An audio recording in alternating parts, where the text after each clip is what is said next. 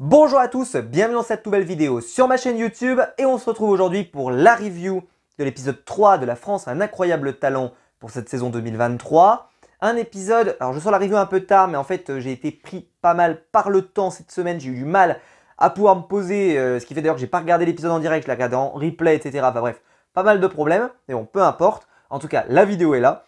Et je voulais dire que c'est un épisode qui m'a surpris énormément. Alors énormément sur plusieurs points et on va y revenir. Mais je voulais dire, la semaine dernière, lors de l'épisode 2, j'avais été particulièrement sévère, ou en tout cas, j'avais pas aimé particulièrement l'épisode.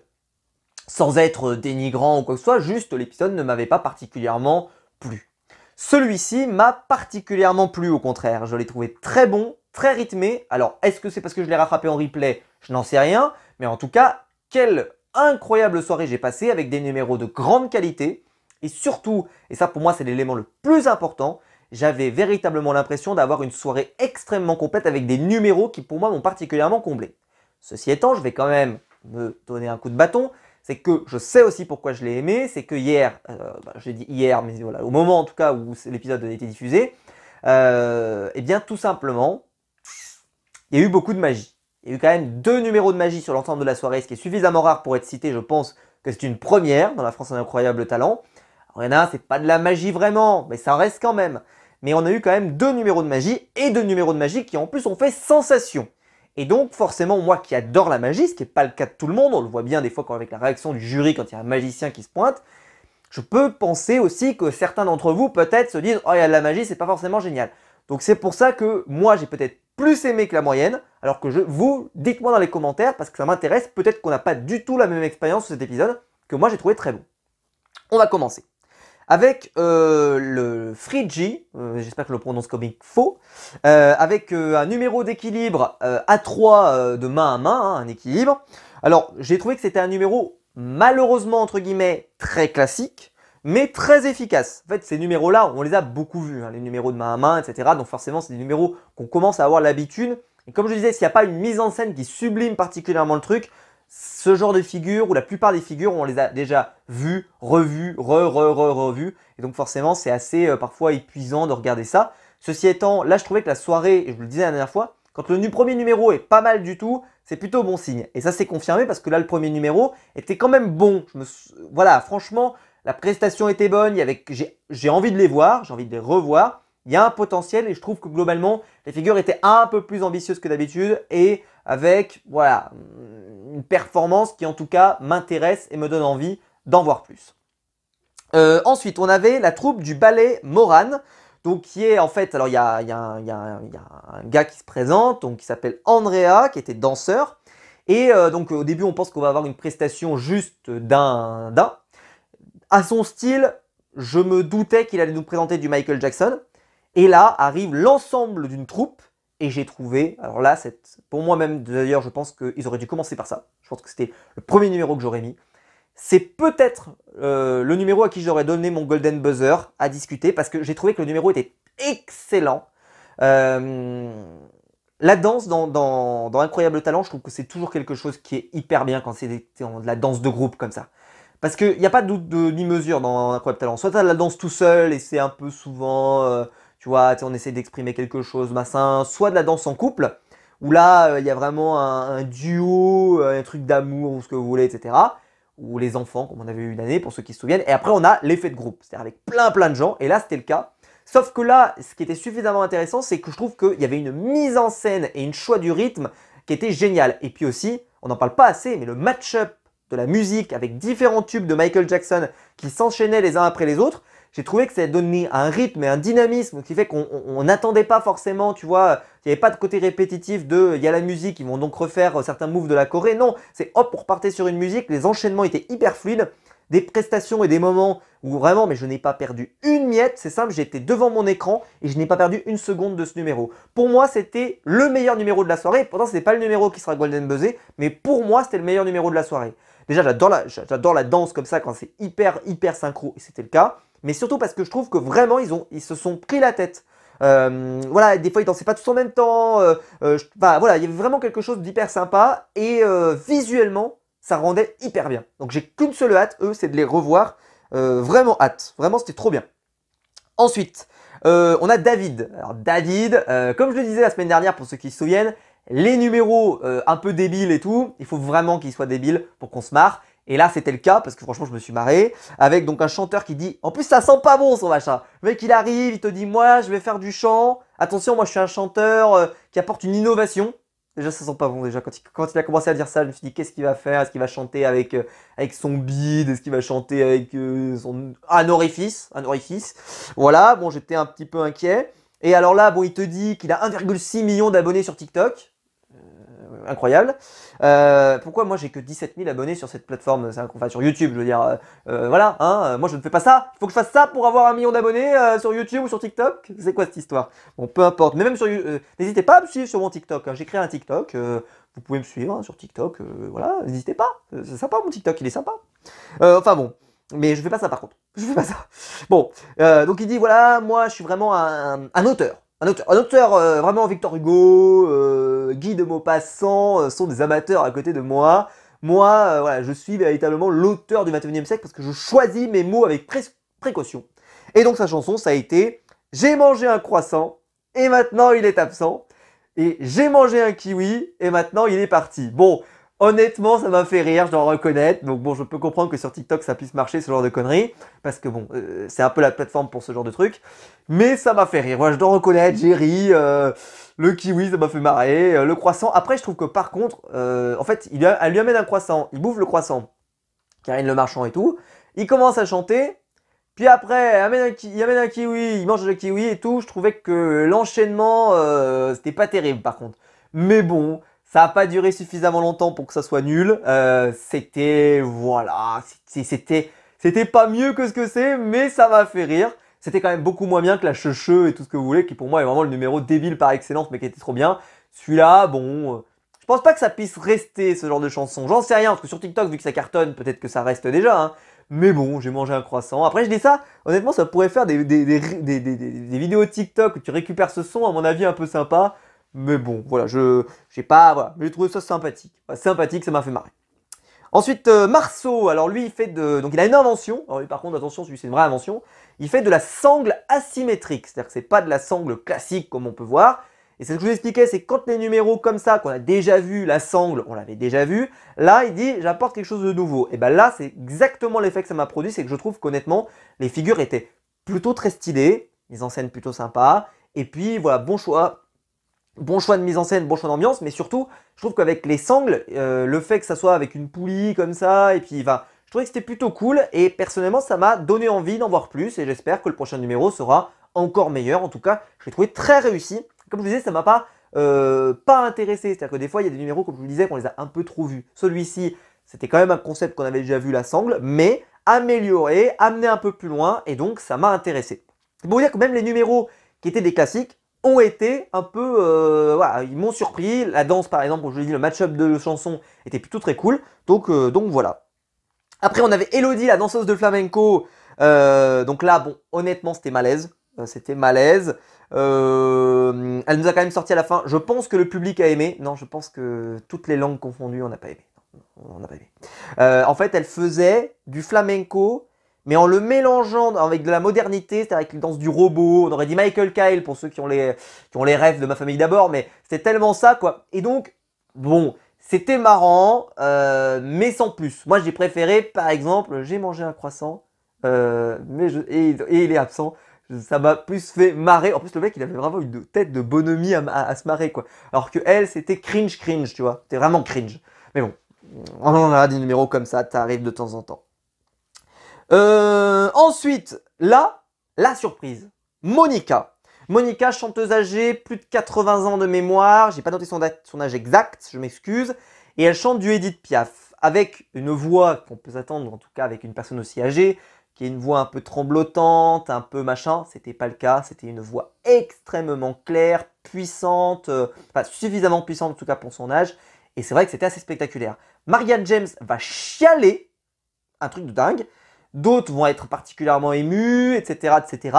Alors, je cherchais la preuve que mon cœur est décédé, que je n'ai pas de cœur. Parce que moi, personnellement, je vais être honnête, ça ne m'a strictement rien fait. Mais rien de rien, c'est-à-dire même pas un frisson. J'ai trouvé ça très bien, hein, attention, mais pas un frisson. Hein, c'est-à-dire que il y a eu l'émotion, moi, rien du tout. Alors, peut-être que c'est parce que je suis pas habité par cette chanson, j'écoute pas du Edith Piaf régulièrement, ma culture musicale étant tellement affreuse, honnêtement, n'allons même pas jusqu'à Edith Piaf, déjà juste les classiques français de base de ces 30 dernières années, 40 dernières années, 50 dernières années, je ne les connais pas déjà de base, c'est très difficile. Mais là, mon Dieu, mon Dieu, mon Dieu, mon Dieu, je la vois partir, je vois avec Edith Piaf, je me dis bon, ok, machin, et je vois Marianne James chialer. Marianne James qui a fait pleurer, enfin qui a été sans cœur avec les gamins la semaine dernière, on se souvient. Là, elle chiale, un cœur. Alors elle, moi j'ai perdu le mien, mais elle l'a retrouvé entre temps. Donc bon voilà, parenthèse refermée, mais c'est pour dire que j'ai pas été du tout autant happé que le jury. Mais ce qui m'a surpris, c'est que je me suis dit, ah, ça va être le moment où Marianne James va sortir son Golden Buzzer. Et là, j'étais prêt à dire, bah honnêtement, je comprends que Marianne James lance son Golden Buzzer. Moi, ça m'a pas transcendé. J'ai trouvé ça très bien. Je comprends qu'il y ait des oui, etc. Il n'y a pas de problème. Mais voilà, et bah pas de Golden Buzz. Très surpris que Marianne James ne lui ait pas donné son Golden Buzz. Alors, à quoi elle va donner son Golden Buzz? J'ai hâte de savoir pour voir si véritablement ça se justifie que Marianne donne son Golden Buzz à ça plutôt qu'à ce numéro. Parce que j'étais convaincu, j'aurais mis ma main à couper, que c'était ce numéro qui allait être Golden Buzz. C'est pour vous dire que déjà quand on a 3 numéros auxquels moi j'aurais donné potentiellement un Golden Buzz, c'est-à-dire que bon, j'aurais pas donné à celle-là, mais je comprends pourquoi. Donc Marianne l'aura, il y a le vrai Golden Buzz à plusieurs qu'on aura plus tard, et pour moi la troupe de danse c'était tellement génial que moi j'aurais pu leur donner le Golden Buzz, c'est pour vous dire. Donc déjà on commence à avoir une soirée qui step up, et même la sangle asymétrique je trouvais que c'était bien. Pas forcément Golden Buzz mais que c'était très bien. Ensuite, là, bon bah moi, hein, je leur donne mon Golden Buzz personnel. Ouais, objectivement, mon Golden Buzz personnel. Ouais, ouais. Angel Inc. Alors là, les gens doivent se dire, oui, qu'est-ce qui se passe, hein alors évidemment, hein, la dame, je vous l'ai parlé juste avant, avait eu 4 oui. Mais elle n'a pas eu Golden Buzz, mais elle a eu 4 oui. Voilà, qu'est-ce que c'est ce numéro enfin, bah, objectivement, donc c'était un numéro de magie. Déjà, bon déjà, honnêtement, vous avez mon oui déjà de principe. Voilà, de principe, comme ça vous avez pour oui. C'était une boîte qui faisait sortir des femmes plus sublimes les unes que les autres, et à la fin, il y avait une vingtaine de magiciennes sur le plateau. Oui, objectivement, j'ai passé un excellent moment. Objectivement, excellent moment. Excellent. Golden Buzz. Mon Golden Buzz personnel, le mien. C'est le mien, mais qui vraiment n'engage que moi, hein, qui n'engage pas la France, qui n'engage que moi. Voilà. Vous prenez ce que vous voulez, mais même, juste parenthèse refermée, ça faisait tellement chaud à l'américaine, hyper rythmé, musique de fou, au-delà du fait qu'elles sont sublimes, certes, mais c'est surtout que franchement ça sortait dans tous les sens, c'était hyper... Alors, en plus c'est des gimmicks faciles, je veux dire voilà, le truc de l'apparition dans les boîtes, les machins, c'est des choses que les magiciens font, mais là je trouvais que c'était tellement surprenant, surtout la boîte, là honnêtement ils ont sorti tellement de femmes de la dernière boîte, c'était incroyable, je crois qu'ils ont sorti 15 femmes de la dernière boîte, je fais mais comment c'est possible? Enfin, c'était assez spectaculaire. Eric Antoine, comme il l'a dit, je crois qu'il a dit un truc du style, c'est des trucs qui sont vus, mais c'est des trucs qui sont tellement faits proprement, magiques, avec une vraie mise en scène, avec un vrai show, voilà, machin. Honnêtement, ça mérite d'aller plus loin. J'espère que les prochains numéros seront aussi bons. Surtout que là, il n'y aura pas l'effet surprise qu'il y ait autant de femmes qui apparaissent. Donc on va voir comment les prochains numéros vont être construits. Est-ce que ça va être différent? Est-ce qu'il va y avoir autant de personnes sur le plateau ou pas? J'ai hâte de voir ce qu'elles vont nous proposer parce que franchement, c'était ultra stylé. J'ai adoré. Pour moi, le meilleur numéro de la soirée est de très loin. Et vous remarquez déjà que je ne vous ai pas parlé du Golden Buzz, qui est un peu étonnant quand même. Parce que pour moi, c'était le meilleur numéro de la soirée. Voilà. À qui j'aurais donné mon Golden Buzz personnel. Si jamais j'avais dû vraiment donner mon Golden Buzz, j'aurais peut-être donné plutôt aux danseurs. Mais ce numéro-là, je l'ai trouvé excellent. Ensuite, bon, rapidement, donc, il y a eu Pamplemousse qui est venu, qui a fait souffler dans un ballon avec son nez. C'était nul. Alexis et Hero Gruss qui sont des circassiens. C'était très bien, il faut le dire, c'était très spectaculaire. La fille malheureusement, elle dérape. C'est là qu'on voit quand même que si on compare, je crois que de mémoire la Checheux, je crois qu'elle a eu 4 oui. Eux, bah, il y en a un, enfin on va pas se mentir, la gamine, elle fait des choses incroyables, elle fait des triples sauts, enfin c'est assez spectaculaire avec son frère là qui l'a fait tourner, etc. comme dans une machine à laver. C'est pas mal. Et juste parce qu'elle a fait une petite erreur, alors que franchement elle a fait des trucs hyper impressionnants, et ben Sugar Sammy lui a pas donné les 3 oui. Ils ont donné 4. Bon, après moi ça me choque pas, on a 3 oui, ça veut dire que voilà, on les reverra. Mais on se dit que voilà, je crois que la chouchou de mémoire avait eu 4 oui, et celle-là n'a que 3 oui. Tu vois ce que je veux dire? Donc je reprends un peu ce que je disais l'autre fois. voilà, et quand même, il faut toujours garder à l'esprit un peu l'idée de comment on peut être juste là-dessus. Bon, peu importe. En tout cas, j'espère qu'au prochain numéro, ça sera encore mieux. Je trouve qu'effectivement, on peut travailler sur la mise en scène. Parce que c'est vrai que leur tenue était un peu classique. C'était un peu classique, même si le numéro était très spectaculaire. Moi, j'avais peu vu ça. C'était hyper rapide. Ça s'enchaînait extrêmement vite. Elle était quand même hyper douée, il faut le dire. Même si des fois, les réceptions étaient elle ne retombait pas tellement droite, il y avait des petits déséquilibres. Est-ce que c'est le stress? J'en sais rien, mais en tout cas, c'était intéressant. En tout cas, j'ai apprécié très très bien le numéro. Et ça, c'est le numéro classique de la France Incroyable Talent, des purs numéros de cirque. Et il expliquait d'ailleurs avec Antoine que souvent ces familles-là se pointaient pas parce qu'en fait, elles ont déjà du travail. Donc c'est un plaisir et c'est un honneur de les avoir. Donc je suis très content qu'on les ait dans le programme. Ensuite, on a eu Nathalie, la chanteuse, à la fois chanteuse pianiste qui était aveugle. J'ai été un poil déçu. Je trouve que le chant était pas mal. Je vais quand même faire une remarque, c'est que j'ai l'impression que le son était très mauvais, lié évidemment au fait qu'elle soit aveugle, parce qu'une fois qu'elle s'est posée devant le piano, évidemment, elle ne sait pas où est le micro. Donc elle ne peut pas chanter vraiment devant le micro. Et si vous regardez bien la scène, genre le micro, il est là, et elle chante là. De mémoire, hein, c'est un truc comme ça, ou l'inverse. C'est-à-dire que le micro est là, et elle chante là.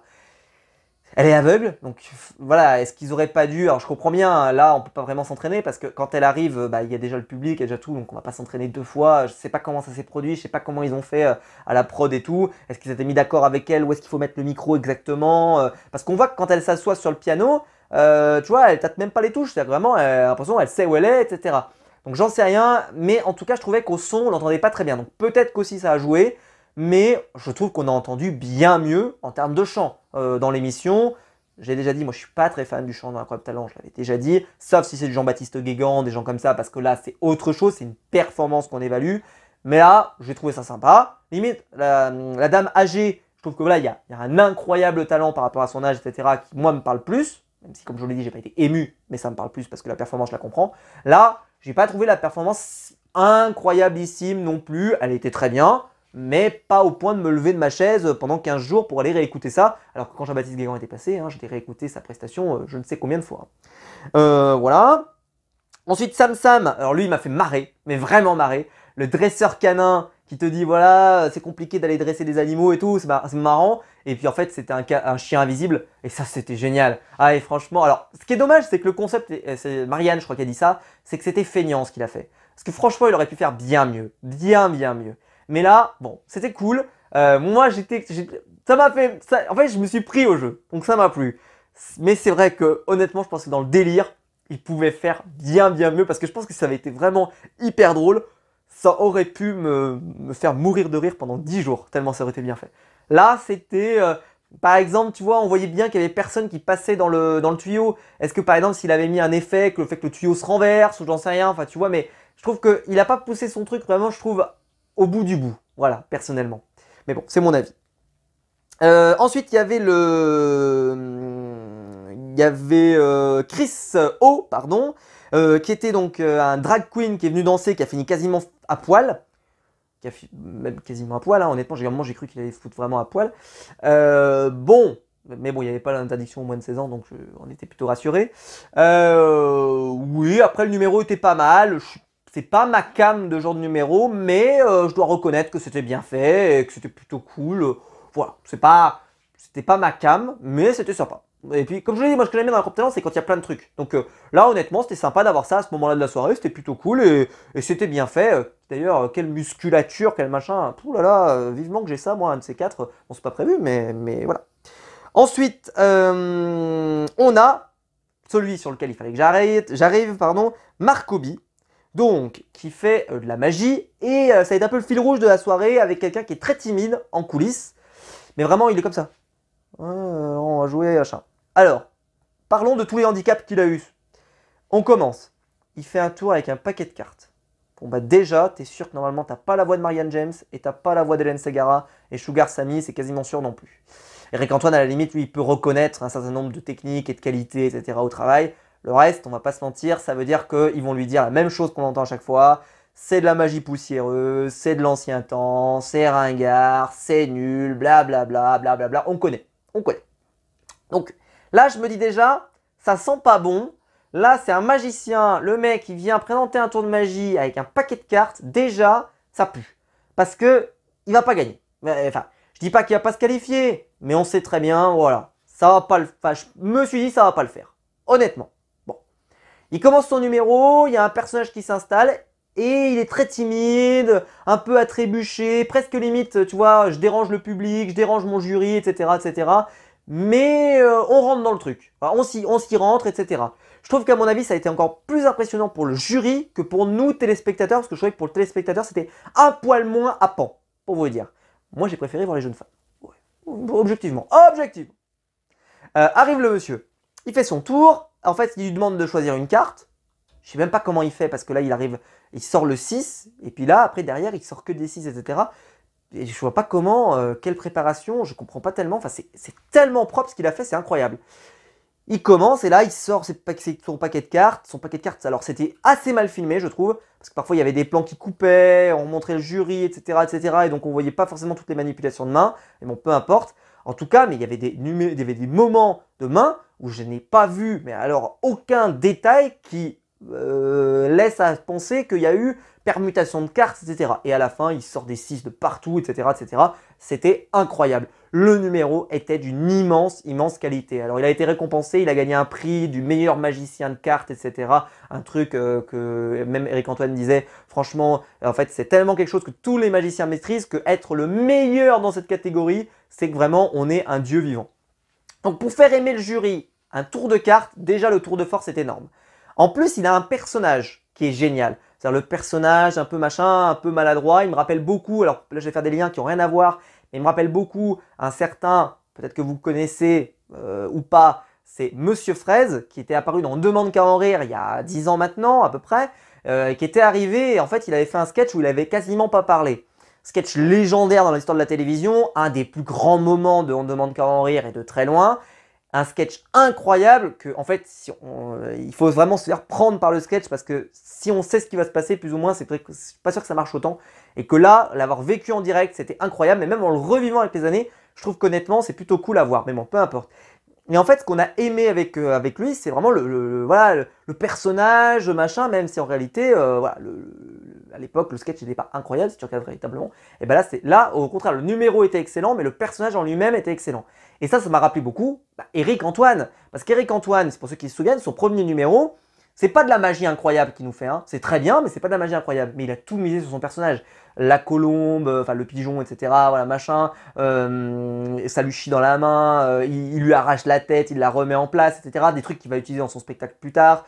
Enfin, il va vraiment, vraiment, vraiment miser sur sa personnalité plus que son numéro de magie. Il va être trash, il va être machin. C'est Eric Antoine. Et en fait, c'est là qu'on voit que dès qu'on commence à avoir des magiciens qui ont vraiment de la personnalité, qui ont vraiment un truc en plus, c'est ça qui va chercher le jury. La performance en elle-même, je ne sais pas si vraiment ça leur a changé leur avis sur les cartes, j'en sais rien. Mais en tout cas, le numéro était excellent et il a performé. Et donc là, moi, mais je disais, mais il y avait tellement de contre-indications pour dire que le mec, il allait se faire fumer sa race, qu'au final, il a 4 oui, mais il a plus que 4 oui. Il a pas un golden buzzer d'Eric Antoine, non, il a le platinum buzzer de l'ensemble du jury qui a adoré son numéro tous ensemble et qui décide de buzzer ensemble. Et donc le mec va directement en finale, il passe pas par les demi-finales. Donc il passe pas par les demi-finales comme les autres qui ont juste le golden buzzer. Si vous voyez ce que je veux dire. J'étais mais surpris, saisi, je n'y croyais pas. J'adore la magie, donc j'étais content évidemment qu'il y ait un magicien qui soit récompensé de cette manière. J'oserais presque dire que ça m'a tellement surpris que je m'y attendais pas. C'est-à-dire que pour moi le numéro était excellent, certes, mais je pensais pas qu'il serait récompensé. Donc je suis très content, j'adore la magie, vous le savez. J'aime toujours quand la magie remporte Incroyable Talent, je préfère ça à plein d'autres numéros qu'on a pu avoir à travers les années. Pour moi la magie, c'est un truc qui me fait rêver quand c'est hyper bien fait. Et là honnêtement, lui c'était hyper bien fait. Voilà. Ensuite, Lady Attila qui est venue avec du air guitar, ça a quand même eu 2 oui et 2 non. Franchement, ça a eu 2 oui quand même. 2 oui. Quel univers parallèle ça a 2 oui? Non mais sans déconner. Je sais même plus qui a dit oui, on s'en fout. Bon, au final, le public lui a dit rentrez chez vous quand même. Mais là, je trouve que le jury est trop complaisant avec ce genre de numéro. Ça ne doit même pas aller devant le public. C'est pas possible. Honnêtement, ils doivent se rendre compte que c'est quand même pas des numéros qui peuvent... Je le dis, normalement, le raisonnement qui permet véritablement de se sauver de ce genre de numéros qui peuvent être sympas sur un tour, c'est qu'est-ce que vous allez nous proposer au tour suivant. Si c'est rien de plus, évidemment qu'il ne faut pas garder ce numéro. Et là, c'était criant. Il n'y avait pas besoin que Maxime, dans sa chambre, ou dans cette pièce ici où je tourne, vienne vous dire ça. Je pense quand même que vous en étiez conscient. Donc, de toute façon, il n'aurait pas passé aux délibérations, il ne faut pas se mentir. Il n'y a pas assez de place pour ces gens-là, c'est pas possible. Et enfin, duo ring. Un numéro, pareil, spectaculaire dans la forme et tout. C'était très cool, avec 2 anneaux. Voilà, un numéro classique, voilà. Très cool, dans les airs, tout ce que vous voulez. C'était très sympa. J'ai passé un bon moment. C'était pas extraordinaire, mais ça faisait une belle fin de soirée. Ce qui fait que l'épisode, on est arrivé à ce moment-là, et ben je l'ai pas vu passer. Mais vraiment, la soirée est passée à une vitesse totale, à une vitesse folle, pardon. Je me suis régalé, je trouve que le niveau était sur tous les numéros, en tout cas les numéros qui étaient vraiment excellents, ils étaient excellents. Les numéros nuls, ils étaient suffisamment nuls pour qu'on se marre, et il y avait très peu de numéros moyens au final. Et donc j'ai passé une excellente soirée. Mais dites-moi dans les commentaires, parce que ça m'intéresse beaucoup, parce que là vu qu'il y avait beaucoup de magie, et qu'il y a beaucoup de numéros qui m'ont saisi, qui m'ont amené dans d'autres choses, etc. Bah forcément, j'étais beaucoup plus happé que dans d'autres soirées. Mais dites-moi dans les commentaires si vous avez autant aimé la soirée. Déjà, juste, est-ce que vous avez mieux aimé cette soirée-là que la deuxième? Ou pas? Parce que peut-être que vous avez préféré la deuxième pour des raisons que je l'ignore, et celle-ci que vous avez moins aimé. Moi, je trouve que celle-ci, il n'y avait pas photo, c'était clairement la meilleure soirée. Je pense même d'ailleurs que c'était la meilleure soirée depuis le début. Ouais. Voilà, j'espère que la vidéo vous aura plu. En tout cas, j'espère voilà, que vous avez apprécié m'écouter. Si la vidéo vous a plu, vous pouvez la liker, vous pouvez vous abonner, vous pouvez la partager sur les réseaux sociaux. Et il y a le bouton rejoindre ici juste en dessous pour devenir membre au soutien, et je vous en remercie. Et suivez-moi sur mes réseaux sociaux, hein, j'en parlais tout à l'heure, je vais peut-être franchir le 1,2 million d'abonnés sur TikTok. On peut toujours rêver. Mais voilà, et on se retrouve de toute façon nous très vite pour plein de vidéos sur ma chaîne YouTube. Ciao!